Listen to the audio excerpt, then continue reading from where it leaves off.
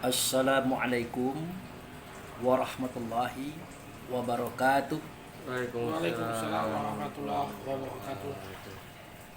Alhamdulillah wa syukurillah lillahi ta'ala la rahmatillahi alaina aina fazal laili hadarna fazal bait insyaallah rahmatullahu alaina wa ala nabil karim Muhammad sallallahu alaihi wasallam hayya salimu alaih Allahumma sholli ala sayyidina Muhammad wa ala ali sayyidina Muhammad amma ba'd.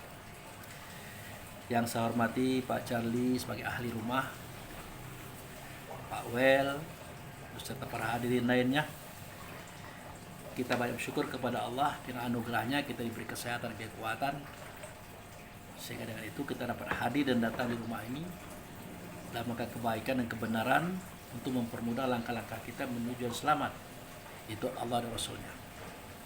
Kemudian kehadapan ikutan kita Nabi Muhammad Rasulullah Sallallahu Alaihi Wasallam, kita bersolawat Allahumma sholli ala Sayyidina Muhammad wa ala ali Sayyidina Muhammad amma ba'du. Jadi sudah 3 pekan ya Pak.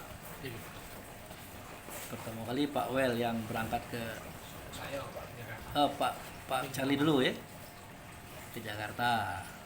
Itu Pak Wel, itu Pak Abu Pulau kan. Ini adalah Rebu yang keempat setelah libur 3 kali gitu di dalam perjalanan itu.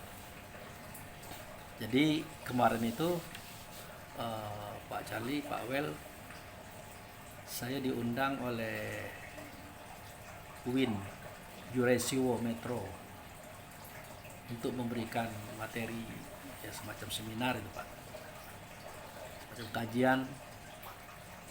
Judul lah dikasih oleh mereka itu, judulnya sudah dikasih. Judulnya Spiritual Reset, saatnya upgrade jiwa, bukan hanya gadget. Jadi itu namanya bahasa intelektual, bahasa daripada akademisi. Nah, jadi waktu saya menyampaikan kajian di situ, saya katakan bahwa judul ini berat. Beratnya di mana? Ya beratnya di pelangkahan. Mestinya kita tidak berbicara itu dulu. Kita harus tahu dulu mana jiwa, mana roh. Apa tugas jiwa, apa tugas roh, dan apa hubungan jiwa dengan roh.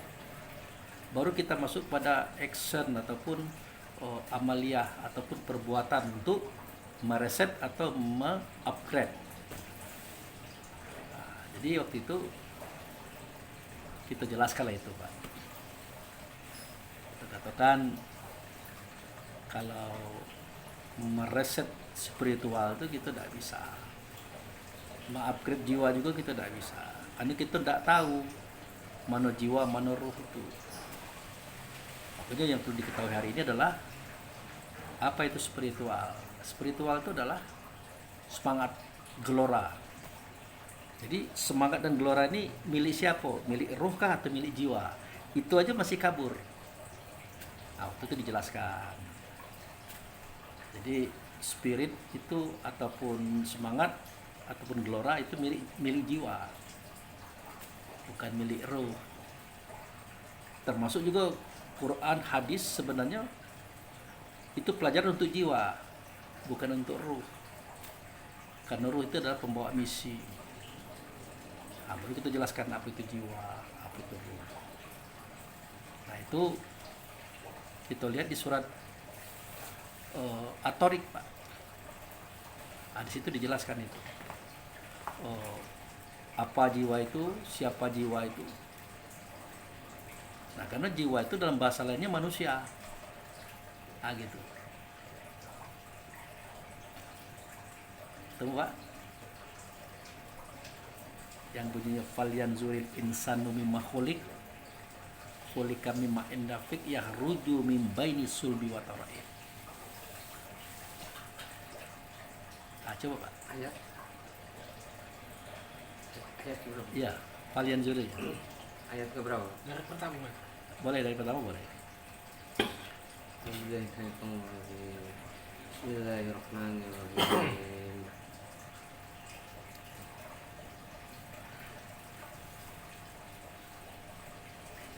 Was-samaa'i wat-thariq. Wa ma adraka mat-thariq.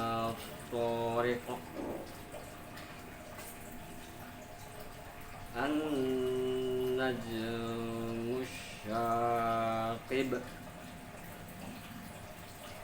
In kullu nafsin lamma 'alaiha hafiz. Falyanzuril insanu mimma khuliqa. Khuliqa min ma'in dafiq. Yakhruju min bainis sulbi wat-tara'ib.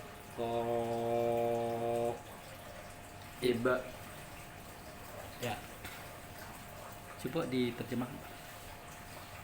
Demi langit dan yang datang pada malam hari. Tahukah kamu apakah yang datang pada malam hari itu? Itulah bintang yang bersinar tajam. Setiap orang pasti ada penjaganya. Hendaklah manusia memperhatikan dari apa dia diciptakan. Dia diciptakan dari air yang memancar, yang keluar di antara tulang sulbi dan tulang dada. Sesungguhnya dia benar-benar kuasa untuk mengembalikannya. Ya, cukup. Jadi itu keterangan dari Allah dan Rasul kepada semua kita, terutama bagi saudara-saudara kita yang ingin memahami arti jiwa. Jadi hendaklah manusia itu memperhatikan dia itu dijadikan dari apa. Sesungguhnya manusia dijadikan dari air sulbi yang memancar dan tulang dada dan tulang rusuk. Nah, air sulbi itu adalah air laki-laki. Paham kita itu? Nah, di dalam air sulbi itu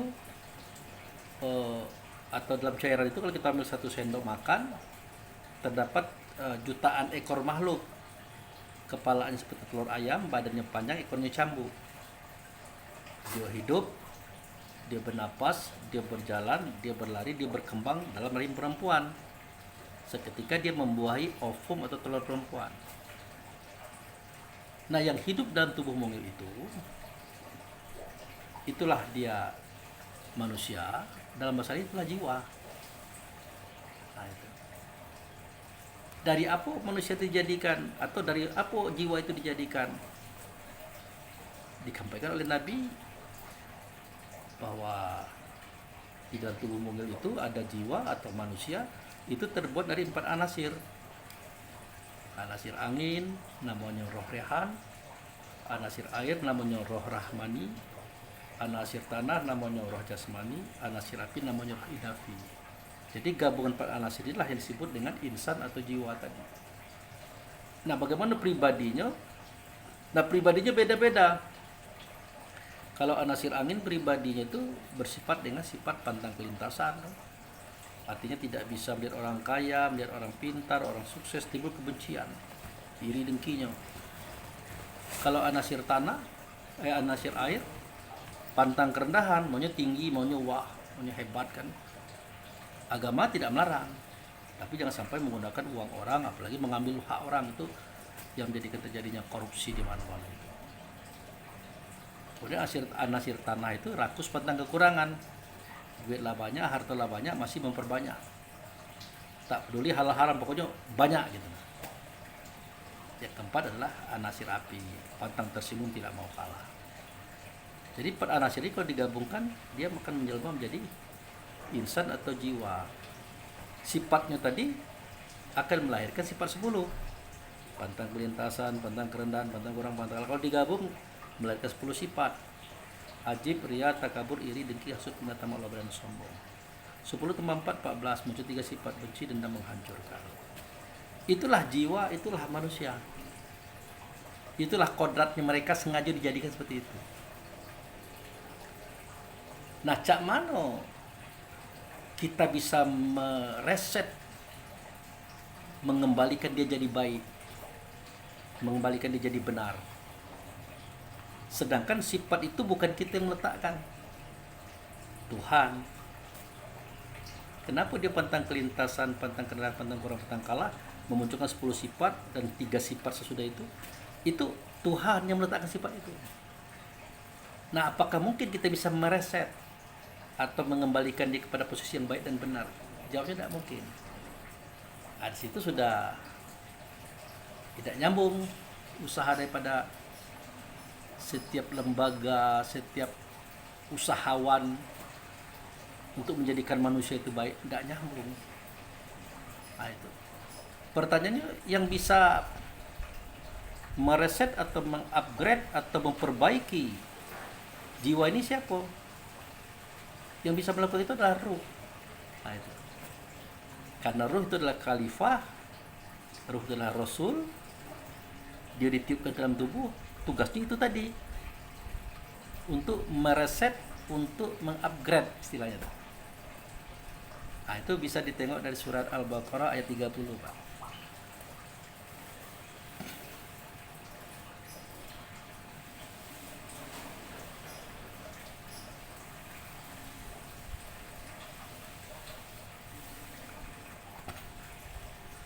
Ketemu kan? Coba dibaca. Bismillahirrahmanirrahim. Wa idh qala rabbuka lil malaikati inni ja'ilun fil ardi khalifah. Terjemahan. Ingatlah ketika Tuhanmu berfirman kepada para malaikat, aku hendak menjadikan khalifah di muka bumi. Ya. Jadi kalimat itu inni ja'il fil ardi. Fil itu artinya di dalam. Nah, ingatlah seketika Tuhanmu berkata kepada malaikat bahwa aku hendak menjadikan di dalam bumi itu khalifah. Ya, sesuatu yang memimpin, sesuatu yang menata, memperbaiki. Nah, bumi yang dimaksud itu badan kita ini. Ya, badan kita ini. Tapi Pak Abu ada yang mengatakan bumi besar. Apakah itu benar? Jawabnya benar. Supaya kita tidak susah memahami itu. Setelah kita paham terhadap bumi besar, baru kita masuk ke bumi kecil ini. Sejatinya isi kitab Quran itu adalah untuk menjelaskan apa yang dalam diri kita. Nah, itu. Nah, jadi Allah itu hendak menjadikan khalifah di dalam bumi. Waktu itu dia dipersiapkan. Khalifah itu adalah ruh itu sendiri, Pak. Khalifah itu ruh itu sendiri. Dia nak ditiupkan ke dalam tubuh supaya dia bekerja untuk mengkhalifahi yang 4 anasir tadi, yang daripadanya terjadi jiwa atau manusia. Nah, perlu kita ketahui ruh tadi, khalifah tadi, dia juga disebut rasul, Pak. Coba ditengok surat Al-Baqarah 151.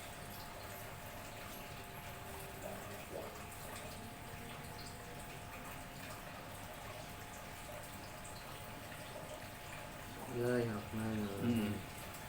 Kama arsalna fiikum rasulam minkum yatlu alaikum ayatina wa yuzakkikum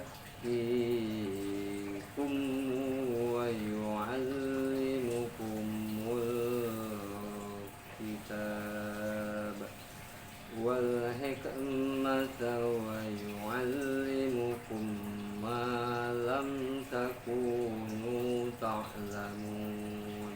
Ya, terjemahannya. Sebagaimana kami telah menyempurnakan nikmat kepadamu, kami pun mengutus kepadamu seorang Rasul, Nabi Muhammad, dari kalangan kamu yang membacakan kepadamu ayat-ayat kami, menyucikan kamu dan mengajarkan kepadamu kitab Al-Quran dan hikmah sunnah, serta mengajarkan apa yang belum kamu ketahui. Nah, jadi di situ ditulisnya Muhammad, Pak. Ya kan? Di situ juga ditulisnya Quran, Pak. Ya kan? Ya. Nah, pada kalimat itu kama arsalna fikum, sebagaimana kami telah mengutus di dalam kamu itu rasul. Nah, jadi untuk kita tahu itu adalah kita tahu siapa yang ditiupkan ke dalam itu. Itulah utusan, itulah rasul. Ternyata dia adalah ruh, dia adalah khalifah, dia juga rasul. Tujuannya adalah untuk pertama kali apa, Pak? Menyucikan kamu, Membacakan ayat. membacakan padamu ayat-ayat. Yaitu alaikum ayatina, membacakan kepada kamu ayat-ayat kami, Ayat-ayat kami. ayat-ayat Allah dan Rasul. Nah, jadi si Rasul tadi ya, si Khalifah tadi, si Ruh tadi ya mengajarkan yang 4 anasir tadi tentang ayat. Apa itu ayat? Bukan tulisan, tapi Ruh itu sendiri, Khalifah itu sendiri, Rasul itu sendiri adalah ayat. Diajarkannya kepada itu tuh, beraswa aku ini adalah Khalifah, aku ini adalah Rasul. Tujuannya adalah untuk memperbaiki kondisi kamu. Oleh karena itu kamu jangan mengingkari aku. Suara Allah, suara Rasul tidak ada di tempat lain kecuali ada pada aku. Nah, tujuan aku itu memperbaiki kamu karena kamu adalah SDM, sumber daya manusia. Jadi jangan perlu kita kira mentang-mentang dia pantang kelintasan kan, tidak suka melihat orang sukses, tidak bisa melihat orang kaya, timbul iri dengkinya, itu potensi. Jadi ruh tadi menjadikan sikap dan sifat itu dirubah menjadi potensi. Dia bisa kaya. Apa beda dia dengan saya? Saya harus bisa juga. Kalau perlu saya belajar dengan dia. Nah, jadi si ruh tadi sebenarnya fungsinya untuk memberikan pemahaman kepada yang pantang kelintasan tadi, anasir angin tadi, roh rehan tadi, itu bukan membenci orang berhasil, bukan membenci orang yang sukses, bukan membenci orang yang kaya dan pintar, bukan. Tapi untuk memotivasi dirinya supaya sama dengan orang-orang sukses tadi. Nah, itulah tugas ruh tadi. Tugas khalifah tadi, tugas rasul tadi. Nah, itu harus kita pahami itu, kan itu tugas diri kita. Nah, kemudian tugas si khalifah tadi, si rasul tadi, ruh tadi, di samping dia menghadapi anasir angin, dia juga menghadapi anasir air yang pantang kerendahan, maunya besar aja, mau tinggi saja. Boleh, tidak apa-apa. Silakan kamu itu makanan yang enak, baju yang bagus, rumah yang besar, mobil yang mewah, silakan saja. Tapi dengan usaha, dengan bekerja, jangan dengan mengambil hak orang, mencuri, korupsi, macam-macam, tidak begitu. Itu. Jadi yang mengolah si anasir air tadi itu ruh tadi. Gitu. Dan itulah fungsi ruh itu sebagai khalifah. Dia mendidik, mengajari dan melatih supaya jadi baik gitu.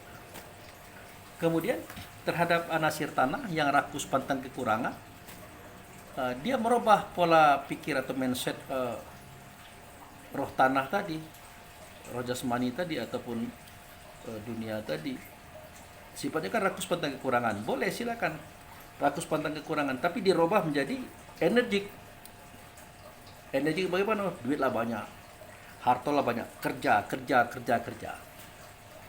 Jadi jangan pernah berpikir kalau sudah duit banyak santai, kalau habis baru nyari lagi. Kan ada sering begitu, Pak. Berarti kalau bangsa-bangsa kita kalau dapat gajian santai, habis kerja lagi. Nah, si ruh tadi, si khalifah tadi, si rasul tadi mendidik anasir tanah tadi tidak begitu. Walaupun duitnya banyak, hartanya banyak, bekerja. Sampai kapan? Nah, itulah yang kita temukan dalam pepatah Minangkabau. Ado sama dicari, ndak ado sama dimakan. Ada sama dicari, tidak ada sama-sama dimakan. Jadi di Minangkabau itu padinya banyak, ternaknya banyak, segalanya banyak, duitnya banyak, tapi mereka kerja. Nah seketika nanti mentok, ya ngadu itulah kita makan. Tidak seperti kita hari ini, ada kita santai, habislah bekerja lagi. Itu tidak maju cara berpikirnya. Inilah yang diolah oleh khalifah tadi, oleh Rasul tadi, oleh Roh tadi terhadap anasir tanah yang namanya roh jasmani. Kemudian tugasnya si khalifah tadi, si Rasul tadi, si ruh tadi terhadap anasir api, karena sifatnya pantang tersinggung, dia tidak mau kalah, disuruh dia mengenal. Biar kamu tidak tersinggung, kamu kenal bahwa pada diri manusia itu ada 3 hal yang perlu kita perhatikan, 3 tingkatan. Kalau kita bertemu dengan orang lebih pintar dari kita, enak, nyaman. Kalau bertemu dengan orang satu gelombang, satu frekuensi, nyambung. Tapi kalau bertemu dengan orang di bawah kita, hati-hati. Nah ini yang sering kita tersinggung. Lain kehendak kita, lain kehendak dia. Dia salah, dia kata kehendak salah. Nah ini harus kita hafal ini. Untuk apa? Untuk beradaptasi di dalam masyarakat supaya kita jangan kecolongan. Kita tengok, ini di atas saya nih, lemah. Satu gelombang nih, mantap. Kalau di bawah kita hati-hati. Kenapa? Seketika dia jualan makanan, ada kawan kan, itu kan sayang itu. Rambut kusut, bajunya cek itu, kadang-kadang maaf ada bau-bau dikit ya kita ingatkan. Cobalah kalau bisa sebelum buka tuh mandi dulu. Tukar baju yang agak rapi, kalau perlu pakai wangi-wangian. Tersinggung. Aku tahu aku tuh miskin, tapi tidak perlu yang kamu ngomong cek itu. Aku tahu badan aku dibau, tidak perlu kamu ngomong seperti itu. Kenapa? Dia mengukur semua kebaikan, kebenaran itu menurut apa yang dipikirkan. Nah, kenapa 3 macam ilmu ini perlu dipelajari, diajarkan oleh ruh, oleh khalifah, oleh Rasul ini kepada anasir api? Kan itu pembawaan seperti itu. Sudah itu aku sedih. Kenapa aku tidak dihargai? Kamu jangan sedih, kata ruh. Kenapa? Ada rumusnya. Jangan minta keadilan kepada orang tidak adil kepada kita. Jangan minta perhatian kepada orang tidak perhatian kepada kita. Jangan minta keadilan kepada orang tidak adil kepada kita. Ini kita memaksakan. Semestinya dia itu begini loh. Ya semestinya. Tapi kan dia tidak mau memberikan itu. Itu diajarkan kepada anasir api. Sudah tuh kepada anasir api diajarkan pula, karena dia tuh pantang tersinggung, tidak mau kalah. Jangan berdebat. Kenapa? Karena definisi debat adalah kita memaksa dia seperti yang kita kehendaki, dia memaksa kita seperti yang dia kehendaki. Artinya tidak nyambung. Jangan dilanjutkan lagi, stop. Nah inilah ilmu-ilmu yang disampaikan oleh ruh, oleh khalifah, oleh Rasul tadi kepada anasir api. Nah itulah tugasnya itu. Tugasnya khalifah itu. Nah ini bisa kita lihat pada surat Al-Baqarah, itu surat ayat 41. Al-Baqarah ayat 41.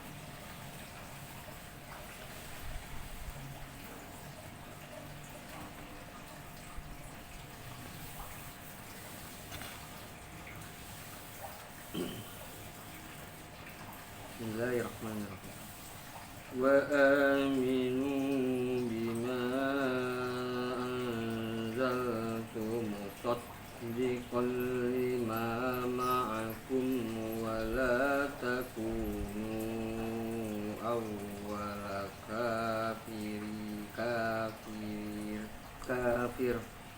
kafirin bih wa la tashtaru bi ayati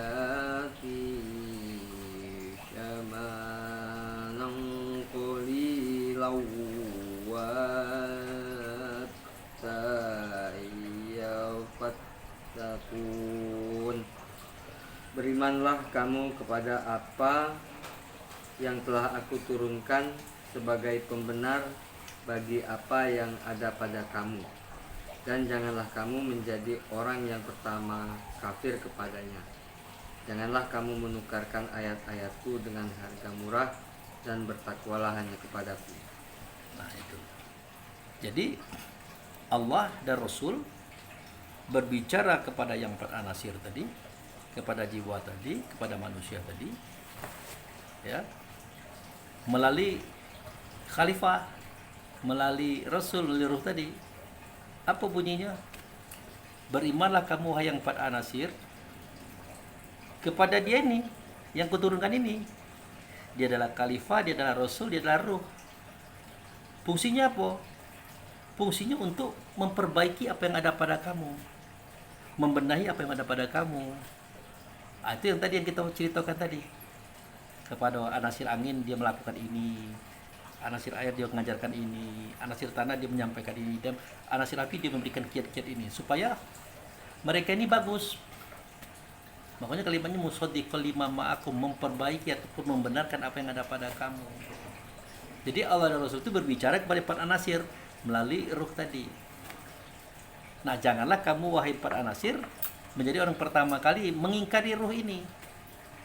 Makanya kalau ada para ustadz, para ulama-ulama itu mengatakan berimanlah kepada Allah, berimanlah kepada Rasul, itu terlalu jauh, Pak. Terlalu jauh. Karena untuk beriman kepada Allah tidak mungkin. Beriman kepada Rasul juga tidak mungkin. Tetapi empat anasir tadi hanya bisa beriman kepada ruh. Karena ruh lah yang paling dekat, yang paling nyata, yang paling sering ketemu dengan dia dalam tubuh kita. Itu, Pak. Nah, makanya kemarin waktu ada salah seorang mahasiswa bertanya kepada kita kan, Pak Ustadz, kami pengen tanya, bagaimanakah kiatnya untuk beriman kepada yang gaib? Nah, saya katakan, sebelum kamu beriman kepada yang gaib, kamu kenal dulu yang gaib yang mana.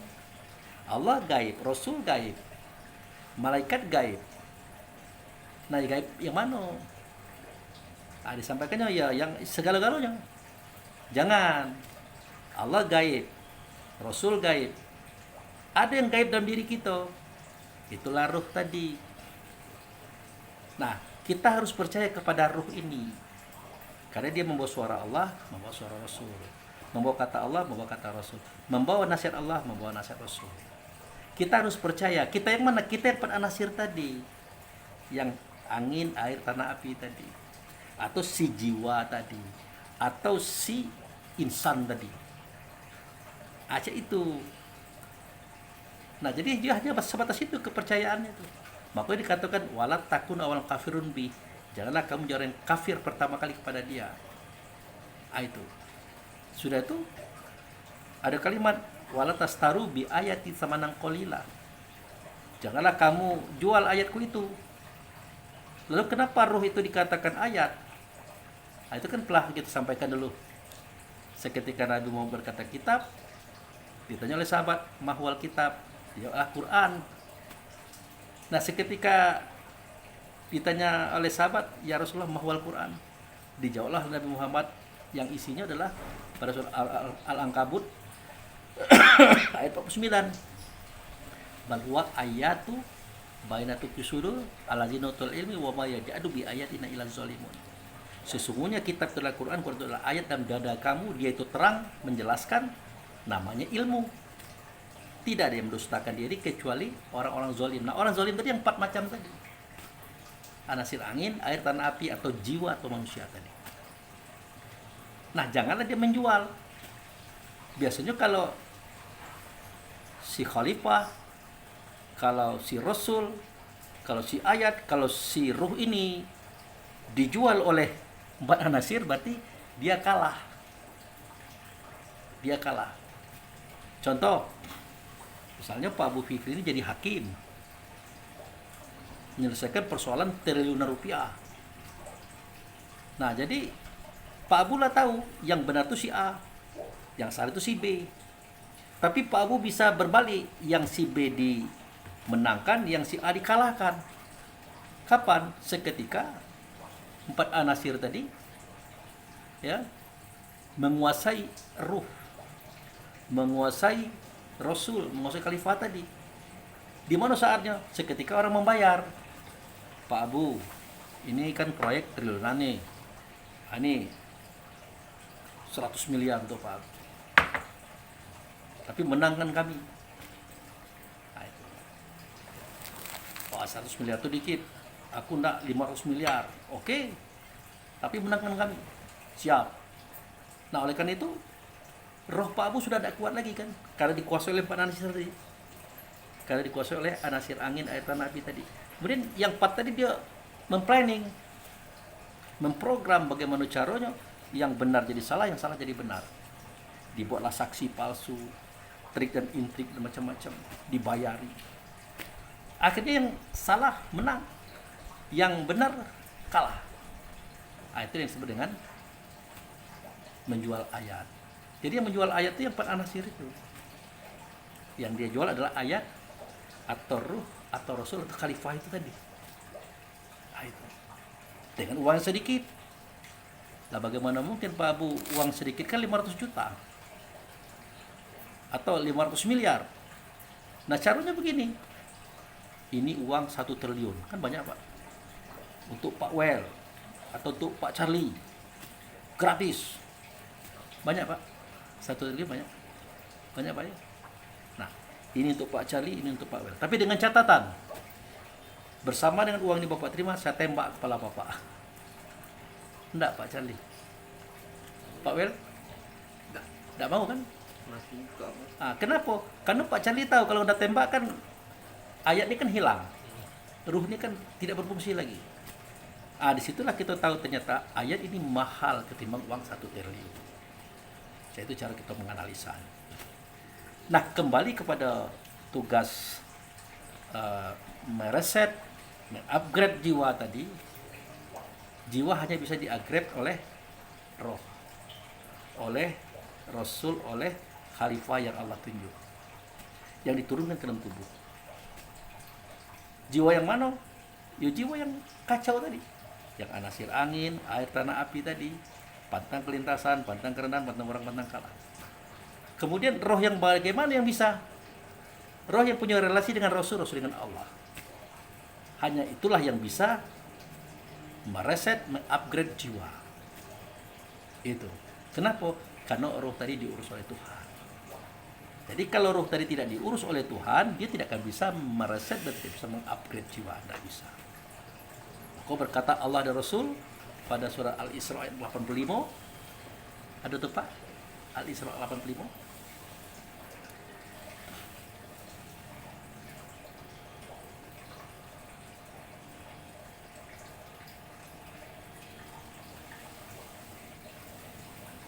Al-Isra Ya, 85. ya. Wayas'alunaka. Ya, wa yasalunaka Wayas'alunaka 'anir ruh. Qulir ruh min amri rabbi wa ma utitum minal ilmi illa qalila. Mereka bertanya kepadamu tentang ruh. Katakanlah, ruh itu termasuk urusan Tuhanku, sedangkan kamu tidak diberi pengetahuan kecuali hanya sedikit. Jadi hanya ruh yang diurus Tuhan, yang dididik Tuhan, yang dibekali Tuhan, yang bisa mereset dan mengupgrade jiwa. Kalau tidak ruh yang terdidik oleh Tuhan, tidak mungkin jiwa itu bisa baik. Bahkan ruh itu bisa acak-acakan dibuat oleh jiwa. Nah, inilah yang tidak dipahami, belum dimengerti oleh orang akhir zaman. Sibuk saja kita mengurus jiwa. Sementara kita tidak kenal beda jiwa dengan ruh. Sama dengan waktu saya kuliah dulu. Ada dalam pertemuan dialog antara sesama mahasiswa. Apa kata kawan itu? Kita harus mampu menguasai diri kita sendiri. Nah, tetapi seketika kita tanyakan, saudaraku, dari ungkapan Anda itu menunjukkan bahwa pada batang tubuh yang satu ada 2 diri. Diri yang pertama adalah diri yang dikuasai, diri yang kedua adalah diri yang menguasai. Pertanyaan saya, mana dia diri yang dikuasai, mana diri yang menguasai? Akhirnya beliau buka Google, tidak ketemu Pak. Akhirnya dilemparin ke dosen. Apa kata dosen? Ya, suruh Pak Arnedi itulah menyelesaikan. Kalau dia yang buat soal, dia yang jawab sendiri. Asli kita uraikan seperti ini. Jadi diri yang dikuasai itulah yang Pak Anasin tadi, diri yang menguasai itulah ruh tadi. Harus jelas. Selama masyarakat ini, umat ini tidak mengerti ini, tidak akan terjadi perbaikan itu. Nak berapapun banyak duit untuk melaksanakan acara, tidak akan terjadi. Sia-sia. Sama dengan kejadian pagi tadi, tentang pertanyaan kawan, oh Pak Abu ke Lampung itu ikut acara perkumpulan ulama di Center Alam di Lampung itu, yang doa bersama untuk menolak bala. Oh bukan, saya katakan, saya ikut acara di UIN di Metro. Oh jadi bukan situ, bukan. Akhirnya dia tanyakan, bagaimana pandangan Pak Abu tentang usaha ulama berdoa bersama untuk menolak bala? Karena di mana-mana kan sudah terjadi bala nih, bencana. Nah, spontan saya katakan, itu pekerjaan mubazir. Loh, kenapa mubazir? Masa doa bersama untuk minta Tuhan mau menolak bala itu dikatakan mubazir? Nah, saya katakan mubazir adalah mereka tidak menuju kepada pokok persoalan. Pertanyaannya, kenapa bala, bencana, azab datang? Bukan karena kita tidak pernah berdoa. Tidak pernah berdoa itu tidak akan mendatangkan bala. Tapi yang mendatangkan bala itu adalah maksiat diri, kejahatan diri, kedurhakan diri kepada Allah, kepada Rasul, terutama Rasul yang ada di itu dulu. Makanya yang datang di situ adalah orang-orang yang bermaksiat batin, bermaksiat fisik, bahkan ada orang-orang yang juga dianggap tidak benar. Bagaimana doanya bisa dikabulkan oleh Allah? Semestinya semakin terjadi bencana, kita semakin introspeksi diri. Tidak usah banyak berdoa. Setiap diri introspeksi, apa kesalahanku? Apa kekeliruanku? Apa dosaku? Sehingga terjadi begini. Karena Allah pernah mengatakan melalui Rasul fian Nabi Muhammad, Zaharal fasadu fil bari wal bahri bima kasabat aydin nas. Terjadi kerusakan di darat dan di laut oleh karena ulah tangan manusia, kan jelas. Bukan karena manusia itu tidak berdoa, tangannya itu. Nah, semestinya esensinya mereka ada ke situ, bukan di doa. Nah, itu Pak. Oh iya juga dapat lah, iyalah. Mobil Bapak tuh kerusakannya tidak bisa berjalan tuh karena ada kerusakan di mesin. Nah, itu. Apa perlu kita berdoa? Ngapa Pak Charlie di sini? Mobil aku stop Pak Abu. Ngapa Pak El sini? Mobil aku mati Pak Abu, off. Jadi bagaimana? Itulah maka kami berdua ini menadahkan tangan berdoa kepada Allah. Bahkan kami mengajak tetangga-tetangga ini supaya mobil ini bisa berjalan. Itu logikanya Pak. Mungkin tidak kira-kira mobil itu hidup. Setelah Pak Wel dengan Pak Charlie mengundang tetangga-tetangga rame-rame berdoa, ya Allah hidupkanlah mobil ini. Dari dia berjalan mati kemudian hidupkan. Ya bukan doa penyelesaiannya. Masuk kepada mobil itu, lihat persoalannya apa. Ternyata ada kerusakan. Itu yang diganti. Bukan doanya diangkat. Gitu Pak. Nangkap Pak Jali. Maksud tak kira-kira? Kalau mobil rusak itu jangan diundang kawan berdoa. Tidak ada itu. Tidak mungkin. Bapak selesaikan Pak. Selesaikan aja barang itu. Panggil ahlinya. Pak, tolong Pak, saya antarkan ke situ, mobil saya macet. Nah ahli lihat, wah ini gusinya Pak, ganti. Wah ini pinya Pak, ganti. Hanya dengan cara itulah menjadikan mobil Bapak bisa berjalan kembali, aktif kembali. Bukan dengan doa. Begitu juga hanya dengan cara merubah mental dan spiritual manusia supaya banjir tidak turun. Karena banjir itu turun adalah efek daripada penebangan kayu liar.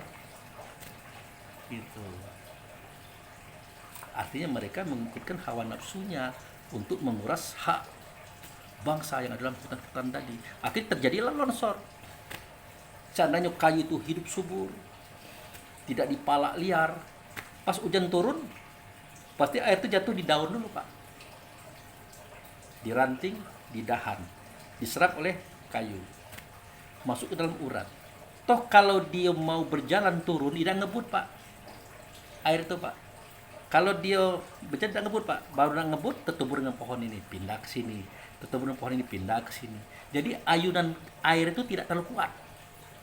Tapi kalau barang itu sudah tidak ada lagi, batang-batang pohon sudah gundul, tanah sudah kuning, air hujan turun, tus langsung menghantam bumi. Tidak terkendali lagi Pak, lancar ke bawah. Makanya airnya berwarna kuning, kecoklat-coklatan, warna lumpur.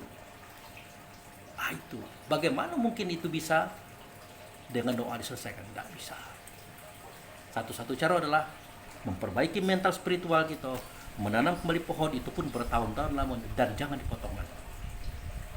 Tapi kan kita butuh kayu Pak untuk bikin rumah. Akal kita punya, pikir kita punya, cari cara. Tidak pakai kayu. Kalau pakai kayu juga jangan terlalu maksimal, jangan terlalu banyak. Makanya Allah ajarkan orang-orang dulu bisa membuat rumah dari batu. Benar-benar Pak. Di zaman Nabi Saleh, kaum Samud itu dari batu. Sampai sekarang rumah itu masih ada. Kuat kok, ada kamar-kamar, ada kamar mandi, ada WC-nya. Saking hebat, canggihnya zaman itu. Nah, kira-kira begitu. Jadi, untuk season 1, kita batas ini dulu. Kita masuk pada season berikutnya. Assalamualaikum warahmatullahi wabarakatuh. Waalaikumsalam warahmatullahi wabarakatuh.